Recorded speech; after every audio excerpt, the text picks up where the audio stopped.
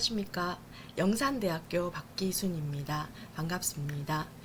먼저 대한체육회의 전신인 조선체육회가 1920년에 설립된 이래 훌쩍 100년을 넘어서서 다음 첫 해를 맞이했습니다. 이번 88 서울올림픽 기념학술대회는 이러한 대한체육회의 100일주년을 같이 기념하면서 한국체육학회에서 100일인 100일강을 준비해 주셨는데요. 네, 감사드립니다. 저 역시 이번에 함께 할 수 있는 기회가 되어서 진심으로 기쁘게 생각합니다. 제가 이번에 준비한 주제는요, 무예인의 무니, 무덕에 관한 실론입니다. 여기서 무덕은요, 무예를 익히고 수련하는 그 무예인들이 지켜야 될 윤리, 도덕, 규범이라고 할 수 있습니다. 주제 문구를 보시면 제가 문이라는 글자를 넣어두었는데요. 이 문이는 사람의 결, 사람의 주름이라고 이해하시면 될 것 같습니다. 이러한 무예인의 결, 주름, 문인 무덕을 역사적인 관점에서 발표를 하고자 합니다. 역사는 그 유명한 역사학자죠. 이에치카도 얘기했었는데요. 이 현재와 과거 사이에서 끊임없이 하는 대화라고 했습니다. 특히 그 체육과 스포츠 역사 연구, 즉 체육사 연구는요, 그 과거의 사실이나 사건에 대해 구체적이고 객관적인 근거를 확보하고요, 이를 고찰해서 체육사적 가치나 의미를 파악하고 밝히는 데 주요 목적을 두고 있습니다. 이러한 점에서 저희 오늘 발표도 맥락을 같이 한다고 볼 수 있는데요. 이러한 그 체육사 연구를 통해 이뤄낸 성과나 결과는요, 우리 현재의 다양한 상황 속에서 긍정적인 참조가 될 수 있고요. 또한 미래를 계획하고 설계를 할 때요, 중요한 역할이나 중요한 요인이 될 수 있습니다. 이러한 점에서 체육의 다양한 학문 학술 영역이 있는데요. 그 중에서 이 체육사 학술 영역은 상당한 의미와 가치가 있다고 할 수 있습니다. 다음은 학회 요청에 따라서 준비한 저의 이력과 소개 내용인데요. 화면을 참조해 주시기 바랍니다. 네, 여러분 잘 아시는 논어의 자로편을 보시면 정명론과 관련된 내용을 볼 수 있습니다. 정명론은 명칭과도 관련이 있죠. 내용을 보면 명칭이 바르지 않으면 말이 순조롭지 않고, 말이 순조롭지 않으면 일을 이룰 수 없다고 합니다. 이 말 뜻은요, 많은 일들 중에서 명칭 정립이 제대로 이루어지지 않으면 제대로 된 순조롭게 일을 추진할 수 없다는 거죠. 결국은 모든 일에 이 명칭 정립이 기초나 토대가 된다는 거와 상통합니다. 그런 의미에서 무덕에 대한 무덕 명칭에 대한 말씀을 드리고자 하고요. 또한 무덕이 무예와 유관합니다. 그래서 무예와 유사한 명칭인 무술, 무도, 그리고 무예까지 포함을 해서 간단히 여러분들께 말씀을 좀 드리겠습니다. 무덕이라는 명칭을 처음 볼 수 있는 문헌은요, 중국의 춘추 전국 시대에 편찬 간행된 국어에서 볼 수 있습니다. 우리나라의 경우는요, 고려사에서 무덕의 명칭이 처음 출현을 합니다. 무술 명칭은요, 중국의 문선이라는 문헌에서 처음 볼 수 있고요.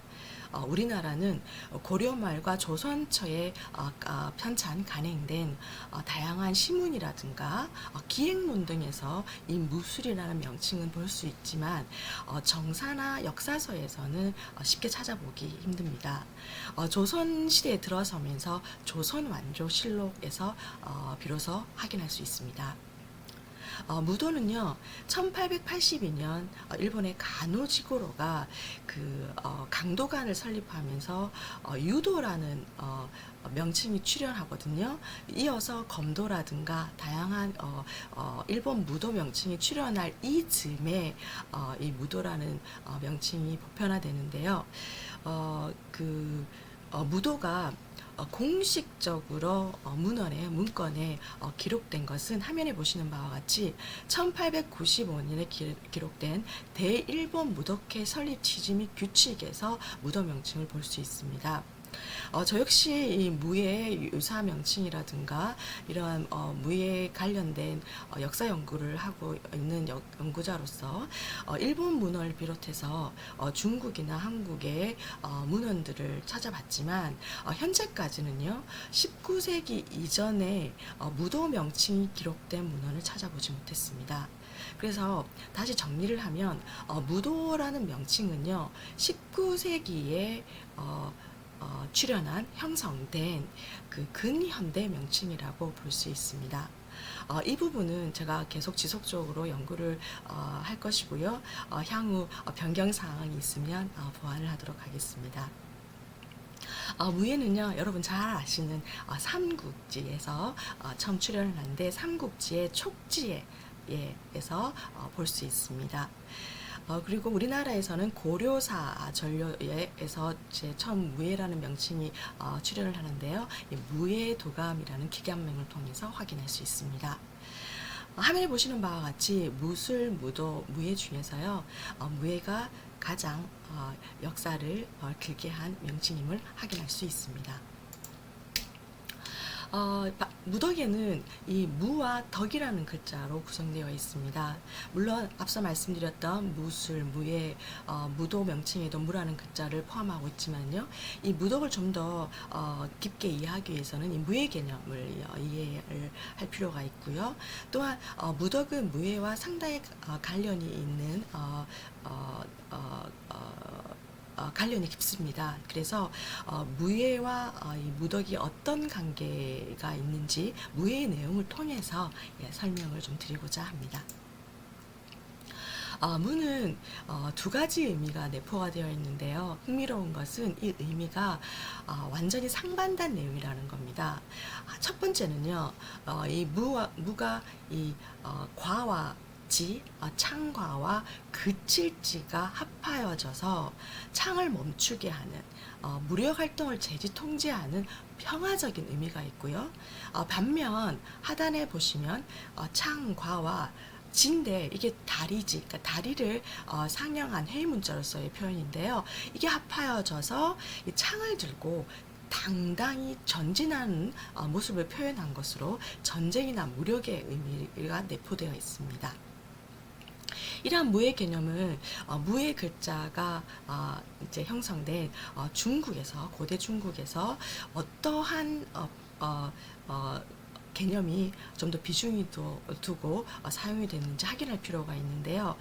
중국의 시호를 통해서 확인을 좀 해보았습니다. 시호는 왕이 죽은 후에 왕의 업적이나 왕의 공적을 기리기 위해서 후손들이 지어 올리는 것인데요. 이러한 무와 관련된 호를 볼 수 있는 사람이 주나라의 무왕과 한나라의 무제였습니다. 이 무왕과 무제가 이제 후손이 이러한 무시호를 지어 올릴 만한 내용을 확인하고자 하면 그 당시 재임 기간이죠. 어떤 활동을 하였는지를 살펴보아야 합니다. 이러한 활동을 살펴본 결과 주나라와 한나라의 무왕과 무제가 재임하고 활동할 당시는 중국 역대 기간 중에서요 영토 확장이 현저하게 활발했던 때였던 것으로 확인할 수 있었습니다. 즉 무왕과 무제는 영토 확장을 활발하게 했다는 것은 전쟁과 전투와도 직결되거든요. 이렇게 용맹하고 용감했던 왕으로서 후대의 후손이죠. 후대에서 시호를 이 무를 지어 올렸던 것으로 볼 수 있습니다. 다음은 무예의 범위와 내용인데요. 무예는 크게 협의적의 무예와 강의적 무예 무예로 구분할 수 있습니다. 먼저 강의지 무예를 보시면 지금 빨간색으로 표현된 부분인데요. 이제 광의적인 큰 범위의 다양한 내용들을 포함하고 있고요. 협의의 무예는 우리가 일반적으로 이해되고 있는 무와 무술, 무덕이 이 무예에 포함이 되어 있습니다. 특히 무덕은 인어 예지신의 실천과 인어 예지신 용도 포함해서요. 그리고 무예인의 륜류도덕이라고 얘기를 하고 있습니다. 다음은 무덕의 본질과 표현에 대해서 살펴볼 텐데요. 무덕은 무예인이 구비하고 준수해야 될 윤리, 도덕, 규범이라고 제가 계속 말씀을 드리고 있고요. 특히 동양의 전통 윤리 정신에 기반이 되어 있는데 그 중에서도 육아의 덕성의 영향을 많이 받았습니다. 또한 무덕은 상무, 승덕이라고도 하며요. 무예계에서 신앙에 가까운 공통된 언어 규칙으로 준수되고 있습니다. 앞서 무덕의 무의 글자를 살펴보지 않았습니까? 예, 함께 덕의 글자도 살펴보면요. 덕의 글자에는요, 인위적이지 않고 자연스러운 솔직한 마음의 내용이 내포되어 있고요.